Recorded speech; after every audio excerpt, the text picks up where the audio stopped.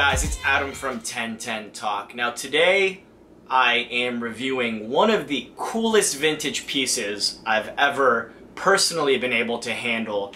I had this thing for about 48 hours. I was kind of the middleman between the buyer and the seller in this situation.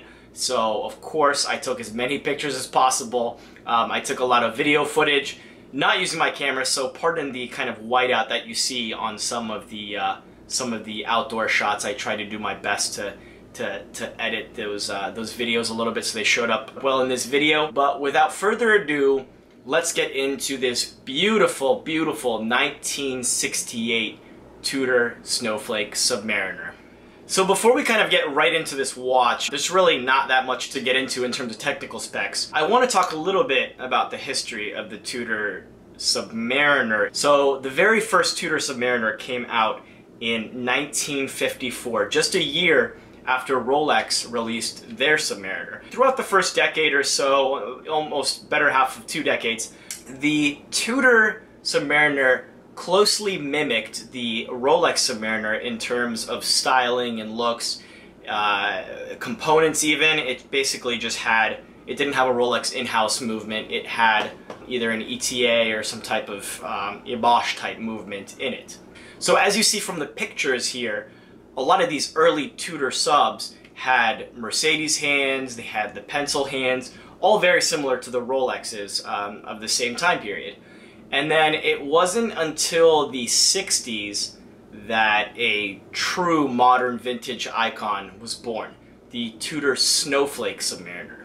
So Tudor went ahead and swapped the Mercedes hands and sort of the round lume plots on the dial and included these snowflake style dials where they had a snowflake hand and these square and rectangular hour markers that are unmistakable when you see them in person and very true to Tudor's styling. So the particular watch that we have here is a Snowflake, a Tudor Snowflake Submariner from 1968, so that would make this a reference 7021.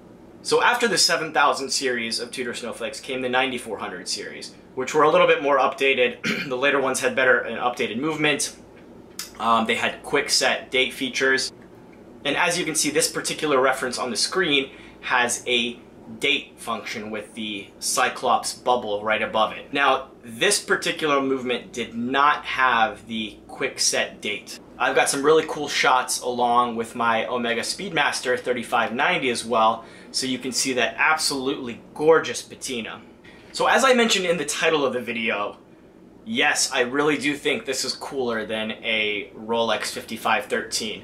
One, because it's more unique.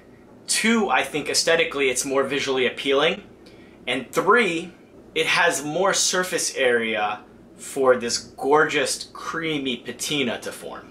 So in my opinion, these early patinaed Tudor Snowflakes are some of the best Instagram material watches out there. As you can see from this video, a lot of the things on this watch resemble a Rolex 5513. If you look at the case back, it's stamped Rolex. If you look at the crown, it's a Rolex crown. The bezel, pretty much all of these components are shared with a Rolex, besides the fact that it doesn't have an in-house Rolex movement. I may be a little bit biased as well, but blue happens to be my favorite color. So the blue dial, the blue bezel, coupled with the creamy patina on the dial is a match made in heaven, in my opinion. So it has everything you would expect from a Rolex: 20mm lugs, a 40mm diameter, those signature crown guards, beautiful bevels on the case lugs, and a nice combination of brushing and polishing on the casework. Now, even when fully serviced, of course, I would never recommend that you actually go swimming with this watch. As with all vintage pieces, they've seen their better days already, and I wouldn't personally take a risk with a watch this expensive. If you guys have kept up with the channel for a little while now, this is a watch that I mentioned in my Time and Tide challenge.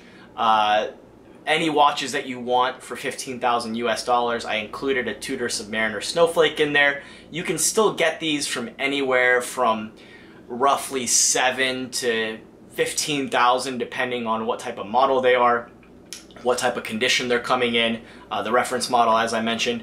And there are some rare Tudor snowflakes that were actually issued to the French military and I believe the US Marines as well. They are stamped MN, as in Marine Nationale, and these can fetch well over $20,000. And with this crazy rising vintage market, I wouldn't be surprised if they're even more now. But there you have it, guys.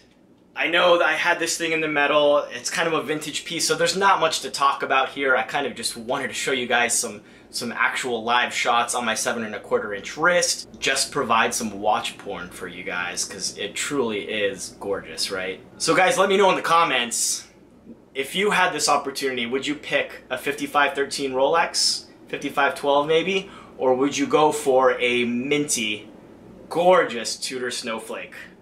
As always, guys, like and subscribe to my channel, like this video. Follow me at 1010_talk on Instagram, and I will catch you guys in the next one.